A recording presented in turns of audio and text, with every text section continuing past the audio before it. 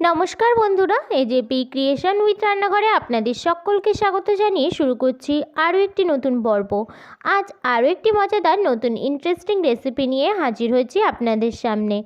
আজ আমি বানাবো সবজি খিচুড়ি রেসিপি। চলুন তাহলে আর বেশি দেরি না করে রেসিপিটি শুরু করা যাক। আর রেসিপিটি শুরু করার আগে প্রত্যেকবারের মতো আপনাদের কাছে একটাই অনুরোধ, রেসিপিটি একটু স্কিপ না করে প্রথম থেকে শেষ পর্যন্ত দেখতে থাকুন এবং রেসিপিটি ভালো লাগলে অবশ্যই একটা লাইক করে চ্যানেলটিকে সাবস্ক্রাইব করার অনুরোধ রইল। সবজি খিচুড়ি রেসিপিটি বানানোর জন্য আমি এখানে কয়েকটা সবজিকে কেটে ধুয়ে রেখেছি। এখানে গাজরকে কেটে ধুয়ে রেখেছি, শিম আর আলু আর টমেটো, এই সমস্ত সবজিগুলোকে আমি কেটে ধুয়ে রেখেছি। এই সবজিগুলো দিয়েই কিন্তু আমি খিচুড়িটা বানাবো। আর এই সবজি খিচুড়ি রেসিপিটি বানানোর জন্য আমি এখানে দুই রকমের ডাল নিয়ে নিয়েছি, একটা মটর ডাল আর একটা মুগ ডাল। এই ডাল দুটোকে আমি সম পরিমাণেই কিন্তু নিয়েছি। আর এখানে আমি বাড়ির চাল নিয়ে নিয়েছি।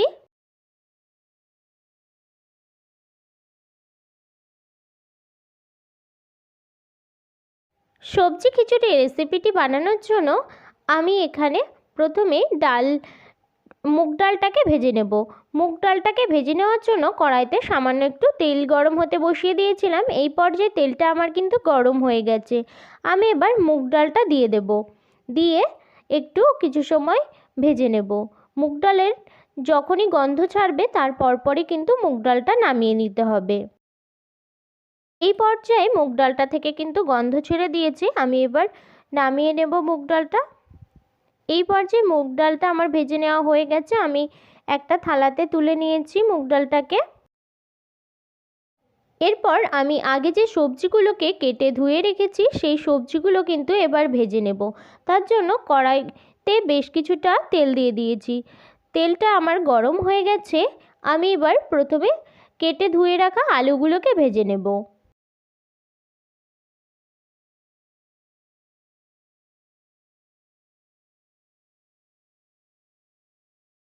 আলুগুলো 1 মিনিটের মতো একটু নাড়াচাড়া করে নেওয়ার পর তারপর দিয়ে দিচ্ছি হলুদ গুঁড়ো আর নুন, দিয়ে আলুগুলোকে ভেজে নেব।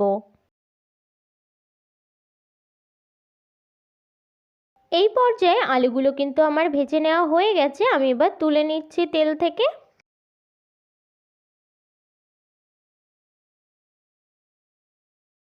ওই তেলেই আমি সমস্ত সবজিগুলোকে ভেজে নেব। এখানে গাজরগুলোকে ভেজে নিচ্ছি।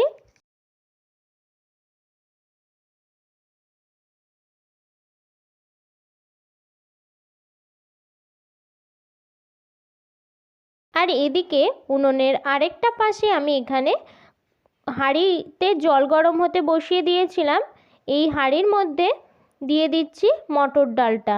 মটর ডালটা তাহলে এই জলের মধ্যে দিলে আস্তে আস্তে সিদ্ধ হতে থাকবে। ঢাকা দিয়ে সিদ্ধ হতে দেব।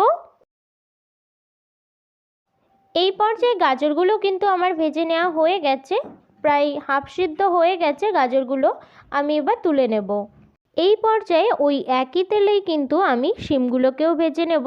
এখানে গাজর আর শিমে আমি নুন হলুদ ব্যবহার করছি না, যেহেতু আমি আগে থেকেই আলু ভেজে নিয়েছি এই তেলেই, সেই জন্য আলাদা করে আমি নুন হলুদ দিচ্ছি না। শিমগুলো আমার ভেজে নেওয়া হয়ে গেছে, আমি এবার তুলে নেব।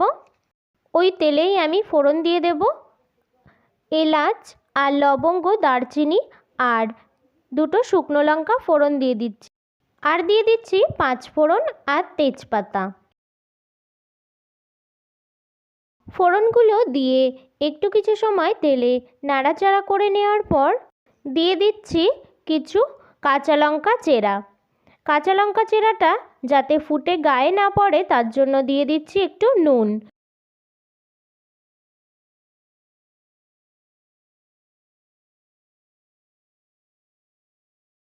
দিয়ে দিচ্ছি 4 চামচ আদা বাটা আর দিয়ে দিচ্ছি 4 চামচ জিরে বাটা।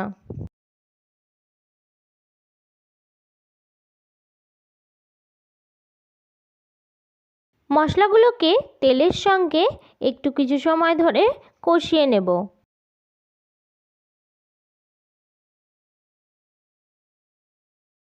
এই পর্যায়ে মশলাটা আমার কষিয়ে নেওয়া হয়ে গেছে। দেখুন মশলাটা থেকে কিন্তু তেল ছেড়ে দিয়েছে। এই পর্যায়ে আমি এবার চালগুলো দিয়ে দেব। চালগুলো কিন্তু আমি এখানে ধুয়ে নিচ্ছি না। আপনারা কিন্তু দেখতেই পাচ্ছেন আমি এখানে কতটা পরিষ্কার চাল নিয়েছি, সেই জন্য কিন্তু চালগুলো ধুয়ে নিচ্ছি না। তো এই পর্যায়ে আমি এবার হলুদ গুঁড়ো দিয়ে দেব। হলুদটাকে ভালোভাবে মিশিয়ে নেব সমস্ত কিছুর সঙ্গে।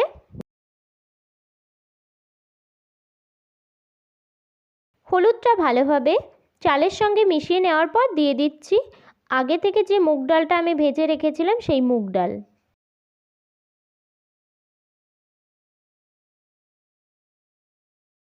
চাল আর মুগ ডালটাকে কিন্তু আমি 4 থেকে 5 মিনিটের মতো এখানে কড়াইতে একটু নাড়াচাড়া করে নিয়েছি। তারপর যে গরম জলটা আমি রেডি করেছি আর তার আগে থেকেই মটর ডালটা দিয়েছিলাম, সেই হাঁড়ির মধ্যে কিন্তু আমি এবার ওগুলোকে দিয়ে দেব। আর অবশ্যই এখানে খেয়াল রাখতে হবে মটর ডালটা যেন হাফ সিদ্ধ হয়ে যায়, সেই অবস্থাতেই কিন্তু ওই চাল আর মুগ ডালটা কিন্তু দিয়ে দিতে হবে। সমস্ত কিছুই কিন্তু আমার গরম জলের মধ্যে দেয়া হয়ে গেছে, অর্থাৎ হাঁড়ির মধ্যে দেয়া হয়ে গেছে। এবার হাঁড়ির ঢাকাটা দিয়ে দেব, দিয়ে রান্না করে নেব। দেখুন এটা খিচুড়িটা কিন্তু আমার ফুটে উঠেছে। এই পর্যায়ে ভেজে রাখা আলুগুলো আর সবজিগুলো দিয়ে দেব। এখানে ভেজে রাখা আলু, গাজর আর ভেজে রাখা শিমটা একটু পরে আমি দেব, এখানে এখন দিচ্ছি না। আর দিয়ে দিচ্ছি ছাড়িয়ে ধুয়ে রাখা মটরশুঁটি।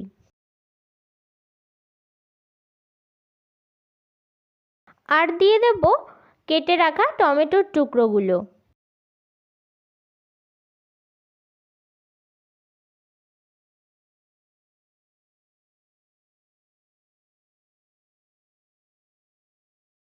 আর এখানে কিছু পরিমাণ একটু আতপ চাল দিয়ে দিচ্ছি, অর্থাৎ যে চালটা দিয়ে আমরা পায়েস বানাই সেই চালটা একটু দিয়ে দিচ্ছি।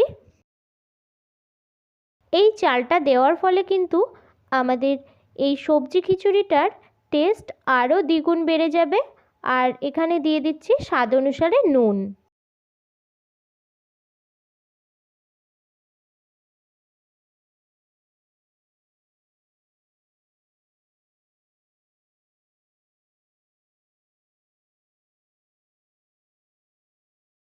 খিচুড়িটা কিন্তু এই পর্যায়ে আমার প্রায় হয়ে এসেছে। তো ভেজে রাখা শিমগুলো কিন্তু এখন দিয়ে দিতে হবে।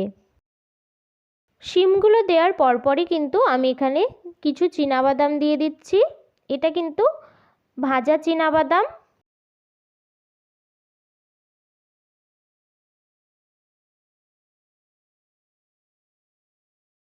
আর দিয়ে দিচ্ছি 3 চামচ চিনি। এই পর্যায়ে সমস্ত কিছুই কিন্তু আমার ভালোভাবে সিদ্ধ হয়ে গেছে। খিচুড়িটাও কিন্তু প্রায় আমার রেডি হয়ে গেছে। আর আমি এখানে ভাজা মশলা করে রেখেছিলাম আগে থেকে, সেই ভাজা মশলা ছড়িয়ে দেব, একটু ছড়িয়ে ভালোভাবে একটু মিশিয়ে নামিয়ে নেব। এই পর্যায়ে খিচুড়িটা কিন্তু আমি নামিয়ে নিয়েছি, নামিয়ে একটু ঠান্ডা করে নিয়েছি। আপনারা দেখতেই পাচ্ছেন খিচুড়িটা কেমন হয়েছে। আর এখানে একটা প্লেট নিয়েছি, প্লেটের উপরে কলা পাতা দিয়ে তারপর কিন্তু আমি খিচুড়িটা পরিবেশন করে নিচ্ছি।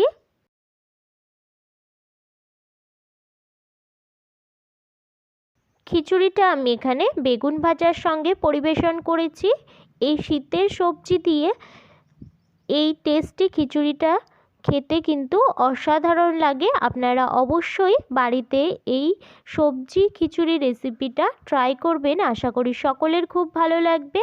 আর আমার এই সবজি খিচুড়ির রেসিপিটি যদি আপনাদের ভালো লেগে থাকে তাহলে অবশ্যই একটা লাইক করে দেবেন এবং আমার পাশে থাকবেন, আরও বেশি বেশি করে সবার সাথে শেয়ার করে দেবেন।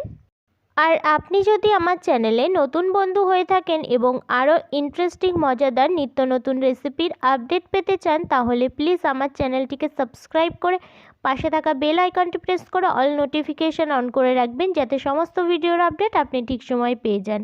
আজ এই রেসিপিটি এই পর্যন্তই। আরও একটি নতুন কোনো ইন্টারেস্টিং মজাদার রেসিপি নিয়ে আপনাদের সাথে দেখা হবে আরও একটি নতুন পর্বে। সবাই সুস্থ থাকবেন, ভালো থাকবেন এবং